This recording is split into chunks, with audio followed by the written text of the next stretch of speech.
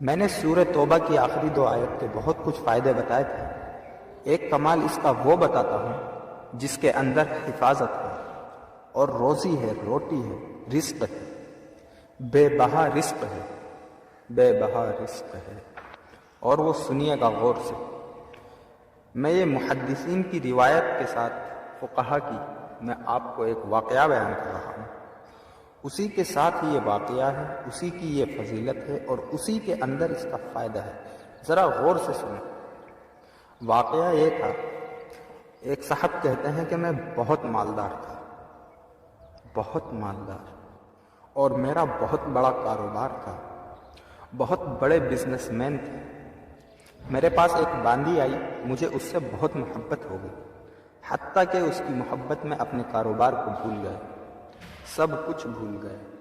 اس کی محبت میں سب کچھ اس قدر بھولا کہ آہستہ آہستہ میرا کاروبار نیچے جانا شروع ہو گیا، اور نیچے جاتے جاتے جاتے میری ہر چیز ختم ہو گئی، حتیٰ کہ میں اپنے گھر کو بیچنے لگ گیا، گھر کی چیزیں اٹھا اٹھا کر بیچنے لگ گیا۔ پھر یہاں تک کہ ایک دن آیا کہ وہ سب چیزیں ختم ہو گئیں اور میں نے گھر کے ملبے کو بیچنا شروع کر دیا۔ اینٹیں ہیں، فلاں چیزیں ہیں، فلاں چیزیں ہیں، وغیرہ وغیرہ، توڑ توڑ کے پورا گھر بیچ دیا۔ میں نے اپنا گھر اتنا باقی رکھا کہ بس مجھے سر چھپانے کی جگہ باقی رہی۔ زچگی کا وقت تھا۔ میری بیوی نے مجھے کہا، کہیں سے گوشت لے آ، کہیں سے شہد لے آ، کہیں سے آٹا لے آ، میری ضرورت ہے۔ اور میں بیوی کو حسرت کی نظر سے دیکھ رہا تھا۔ میرے پاس کچھ نہیں تھا، میں اسی کی محبت میں، اسی باندھی کے عشق میں، اس میں تو میں سب کچھ ختم کر چکا تھا، سب لٹا بیٹھا تھا۔ پھرتے ہیں میر خوار کوئی پوچھتا نہیں، پھرتے ہیں میر خوار کوئی پوچھتا نہیں، اس عاشقی میں عزت سادات بھی گئی۔ سب کچھ ختم، اور پتہ نہیں میرے دل میں کیا آیا، میں گھر سے نکلا گھر سے، اور میرے اندر ایک کیفیت آئی کہ میں اس گھر میں اس وقت تک نہیں گھسوں گا جب تک میں اپنی بیوی کے لیے کچھ کر نہ لوں۔ بس میرے اندر یہ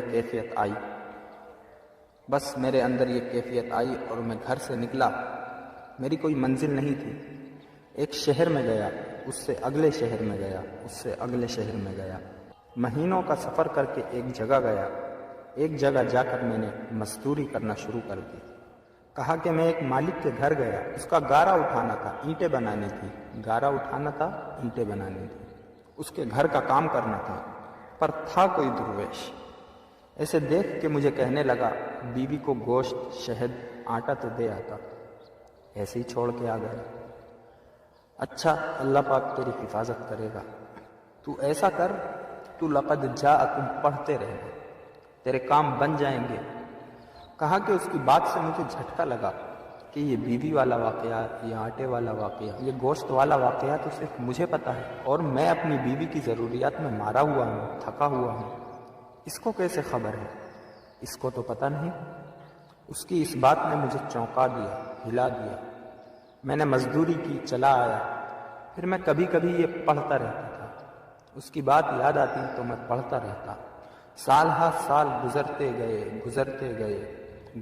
گئے۔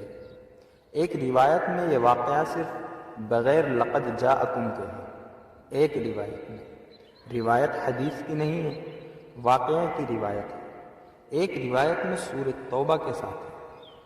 کہنے لگے، حالات گزرتے گئے، دن رات گزرتے سال ہا سال گزر گئے، 30 سال گزر گئے، اور میں مالدار ہو گیا، بہت مالدار ہو گیا۔ میرے جی میں آیا کہ اپنی زندگی کا وقت اپنے وطن میں جا کے گزاروں۔ بوڑھا ہو گیا تھا۔ میں آیا تو راستے میں مجھے قزاق ملے، ڈاکو ملے، اور انہوں نے میرا سب کچھ چھین لیا۔ میرے اوپر صرف تن پہ کپڑے تھے، میرا سب کچھ ختم ہو گیا۔ میں پھر وہی فقیر کا فقیر، خالی کا خالی۔ اور ایک جگہ کھڑے ہو کے میں نے ایک بندے سے فریاد کی، ایک قافلہ جا رہا تھا، مجھے فلاں شہر پہنچا دو گے؟ میں اس شہر کا رہنے والا ہوں، واسطی، بعض لوگ اپنے نام کے ساتھ واسطی لکھتے ہیں، وسط کا رہنے والا ہوں، کیا مجھے وہاں پہنچا دو گے؟ کہنے لگے ہاں۔ اس شہر میں پہنچایا۔ میں ایسے اندازوں سے تلاش کرتے کرتے اپنے گھر پر پہنچا۔ سنیں تدبیر اور تقدیر کا نظام۔ اب تقدیر کا نظام شروع ہو رہا ہے، اب ذرا سنبھل کے بیٹھیے گا۔ اور کہا کہ میں حالات کا مارا ہوا، اس زمانے کی گردشیں، غربت بھی دیکھی، تنگ دستی بھی دیکھی، پہلے مال بھی دیکھا، پھر باندھی سے محبت ہو گئی، پھر غربت پہ آ گیا، پھر تنگ دستی پہ آ گیا، پھر گھر بھی بیچ ڈالا، آخر گھر سے نکل گیا، مکر گیا کہیں، پھر میں نے مزدوریاں کی، پھر مالداری پہ آ گیا، اور پھر سارے مالوں کا نچوڑ آخرکار مجھ سے ڈاکوؤں نے، قزاقوں نے چھین لیا، لوٹ لیا۔ پھر میں نے آخری عمر کی غربت اور تنگ دستی دیکھی۔ اب انہی زندگی کی کیفیت میں بیوی مر گئی ہوگی، وہ بچہ پتہ نہیں پیدا ہوا ہوگا یا نہیں ہوا ہوگا، نہ معلوم کیا حال ہوا ہوگا، کیا واقعات ہوں گے۔ بس انہی سوچوں میں اوپر نیچے تلاش کرتے کرتے اپنے گھر کی طرف گیا۔ دیکھا وہاں ایک بہت بڑا محل ہے اور باہر دکانیں ہیں اور وہاں چہل پہل ہے۔ حیران ہوا، لگتا ہے میرا مکان بک گیا۔ وہ بہت بڑی حویلی تھی، وہ بک گیا، کسی مالدار نے یا وزیر نے لے لیا اور اس نے اپنا گھر بنا لیا۔ اب یہ دیکھ کر مجھے اپنی مفلسی پر اور رونا آیا، اپنے حالات پر اور پڑھنا آیا۔ مجھے کون جانے گا؟ وہاں ایک سبزی والے کی دکان تھی، میں اس کے پاس جا کر بیٹھ گیا۔ اس نے دیکھا اور کہا کہ کوئی پردیسی نظر آتے ہیں۔ ہاں پردیسی ہوں۔ یہ گھر کس کا ہے؟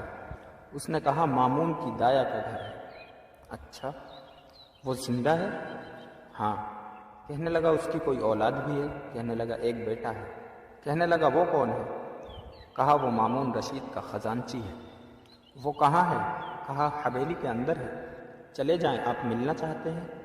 ہاں ملنا چاہتا ہوں۔ کہنے لگے جب میں نے جوان کو دیکھا تو کہا یہ تو میری شکل ہے، میرا بیٹا ہے۔ وہ گھرا ہوا تھا، منشی لکھ رہے تھے، مال تولا جا رہا تھا، چہل تھی وہاں عجیب و غریب۔ میں بھی وہاں جا کے بیٹھ گیا۔ کہا بابا جی کیا کہتے ہو؟ میں تیرا باپ ہوں۔ اس نے دیکھا یہ میرا گھر ہے بیٹا، میں تیرا باپ ہوں۔ شکل ملا اپنے سے ملی۔ اس نے ایسے ٹھنڈی آہ بھری اور اٹھ کے چلا گیا اور جا کے اپنے غلاموں کو کہا اس بابے کو لے آئے۔ میں نے پردے کے پیچھے آہٹ سنی، میں نے دیکھا تو کچھ بھی نہیں ہے، بڑے بڑے پردے پڑے ہوئے، محل بڑا لاجواب۔ مجھ سے کہنے لگے آپ میرے والد کیسے ہیں؟ نہایت نرم لہجے میں، جیسے کوئی بندہ نشانیاں پوچھنے کی کوشش کر رہا ہو۔ کہنے لگے بیٹا میں تیرا والد ایسے ہوں، میں بہترین سوداگر تھا، ایک باندھی سے محبت ہو گئی، اس پہ میں نے اپنا سب کچھ لٹا دیا، سب کچھ ختم کر دیا۔ میں ایک پل کے لیے اس سے جدا نہیں ہوتا تھا، حتیٰ کہ میرا کاروبار ختم ہو گیا۔ میری غیر موجودگی میں میرا کاروبار، میرے عمال میرا مال کھا گئے اور میں نے گھر توڑ کر بیچنا شروع کر دیا، حتیٰ کہ میرا گھر بھی ختم ہو گیا۔ پھر میرا ایک بچہ تھا، وہ یقیناً تو ہی ہوگا، اس کی ولادت تھی۔ میری بیوی نے کہا گوشت، شہد اور آٹا کہیں سے لے آ، اور میرے پاس تھا نہیں، اور میں غم اور غیرت کے مارے منہ کر گیا اور 20 سال کے بعد واپس آیا ہوں۔ جب یہ بات سنی نا تو پیچھے سے آ کر باندھی نے اس کو لپٹ لیا، اس کو لپٹ گئی، کہنے لگی ہاں تو ہی میری زندگی کا ساتھی ہے، اور واقعی یہ تیرا بیٹا ہے اور میں ہی تیری بیوی ہوں۔ میں تو تیرے انتظار میں اپنی امیدیں ساری ختم کر بیٹھی تھی اور گلے لگ کے روئی بہت زیادہ۔ اور میں نے اسے کہا یہ کیسے؟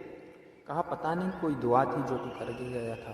مامون پیدا ہوا، کسی کا دودھ نہیں پیتا تھا، امی زبیدہ کا بیٹا تھا، یاد رکھیے، مامون باندی کا بیٹا تھا، امین الرشید زبیدہ کا بیٹا تھا، امین الرشید زبیدہ سے تھا اور مامون رشید باندی سے تھا۔ جب مامون پیدا ہوا تو ماں کا دودھ نہیں پیتا تھا۔ اس وقت کی جتنی خواتین کے بچے ہوئے تھے سب کو بلایا گیا کہ سب کے سینے میں دودھ تھا کہ شاید ان کا دودھ پی لے۔ اس نے کسی کا دودھ نہیں پیا۔ دعائیں کام آ رہی ہیں، ذرا غور سے سنیے گا۔ تقدیر غالب ہو رہی ہے، اس میں روزی ہے، اس میں حفاظت ہے، اس آیت میں برکت ہے، اس آیت میں کفایت ہے، اس آیت میں کفالت ہے، اس آیت میں غیبی نظام وابستہ ہے، غیبی نظام ہے اس آیت میں۔ امید ہے کہ آپ نے پچھلے درس سے اب تک اس آیت کو یاد کر لیا ہوگا۔ جن کو یاد نہیں اور جن کو میری طرح یاد ہے، میں بھی زیر زبر ٹھیک کروں اور آپ بھی زیر زبر ٹھیک کریں۔ امید ہے آپ نے یاد کر لیا ہوگا۔ اور کہا کہ پھر مجھے بلایا گیا اور کہا جب میں نے مامون کو دودھ پلایا تو مامون نے دودھ پینا شروع کر دیا۔ بس ایک پل میں میری حیثیت شاہی دائیا کی بن گئی، میری حیثیت شاہی ہو گئی۔ غربت کی ماری، تنگدستی کی ماری، ایڑیاں رگڑ رگڑ کے بچہ جنا تھا، اب میرا بچہ بھی مامون کے ساتھ پل رہا، اور میں بھی بادشاہ ہارون کے گھر میں پل رہی۔ ہارون کے بچے کو دودھ کی ضرورت ہے اور میرے بغیر دودھ ملتا نہیں۔ ایک طرف سے اپنے بچے کو دودھ پلاتی تھی، ایک طرف سے مامون کو دودھ پلاتی تھی۔ شاہی طاقت میں میرا بچہ بھی پلتا گیا اور میں بھی پلتا گیا، میرا بچہ بھی پلتا گیا، میں بھی پلتا گیا، بڑھتے بڑھتے بڑھتے حتیٰ کہ یہ سارا محل وہی ہے، یہ سارا تاج، یہ سارا تخت، یہ سب وہی ہے کہ مامون کسی کا دودھ ہی نہیں پیتا تھا۔ وہ دودھ کا پلانا میرے نصیب میں آیا، اور میرے نصیب کے پیچھے کیا تھا؟ اور کہا تیرے دودھ کے پیچھے تھا لَقَدْ جَاءَكُمْ رَسُولٌ مِّنْ أَنفُسِكُمْ عَزِيزٌ عَلَيْهِ مَا عَنِتُّمْ حَرِيصٌ عَلَيْكُمْ بِالْمُؤْمِنِينَ رَءُوفٌ رَحِيمٌ فَإِن تَوَلَّوْا فَقُلْ حَسْبِيَ اللَّهُ لَا إِلَٰهَ إِلَّا هُوَ عَلَيْهِ تَوَكَّلْتُ وَهُوَ رَبُّ الْعَرْشِ الْعَظِيمِ۔ یہ تھا، یہ دو آیت تھی سورہ توبہ کی آخری دو آیت۔ میں خالی ہو گیا، خالی گیا تھا اور خالی آیا، بڑا کم آیا، خالی ہو کے خالی آیا، جب آیا تو اپنے گھر کو بھرا پایا۔ یہ تقدیر ہے۔ اس نے تو کہا تھا کہ مجھے غیرت ہے، میں کچھ نہ دے سکا، حیرت ہے مجھ پہ، میں کچھ نہ دے سکا، نکل جاؤں یہاں سے اور نکل کے جا کے اپنی نسلوں کے لیے کچھ کما کے لاؤں، کچھ کما کے لاؤں۔ ساری کمائی ڈاکو لے گئے، اس کی ساری تدبیریں الٹی ہو گئی اور عرشی ساری تدبیریں کامیاب ہو گئیں۔ میرا اللہ کہتا ہے میرے بندے، میں کسی کا احسان نہیں رکھتا، میں کسی بندے کا احسان لوٹاتا ہوں۔ تو نے میرا نام پڑھا ہے اور میرے حبیب کے اوپر تو نے اتنی برکت والا نام، یہ دنیا کی سب سے بڑی نعت ہے، یہ قرآن کی نعت ہے، والضحیٰ نعت ہے، واللیل نعت ہے، یا ایہا المدثر نعت ہے، یا ایہا المزمل نعت ہے۔